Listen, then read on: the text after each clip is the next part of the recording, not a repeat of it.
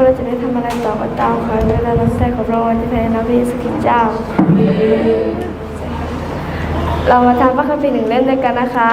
พระคัมภีร์หนึ่งเล่มแบ่งออกเป็นสองส่วนที่อยู่ซ้ายมือเรียกว่าพระคัมภีร์เดิมส่วนที่อยู่ขวามือเรียกว่าพระคัมภีร์ใหม่พระคัมภีร์เดิมมี39เล่มพระคัมภีร์ใหม่มี27เล่มรวมกันเป็น66เล่มทั้งหมดนี้บอกเล่าเรื่องราวความรักของพระเจ้าที่มีต่อมนุษย์ทุกคนเดินผ่านทางพระเยซูคริสต์เริ่มต้นที่ปฐมกาลอพยพเลวีนิติกันดาริจิสุรธรรมยาโยชูวาผู้นิชัยนารุ1ซามูเอล2ซามูเอล1พงศ์กษัตริย์2พงศ์กษัตริย์1พงศาวดาร2พงศาวดารเอสราเนหามีเอสเธอร์โยบซาดุดีสุภาษิตปัญญาจารย์บุพเพโซโลมอนเอเสยาเนหามีบุพเพข้ามครัวเอเสเคียดา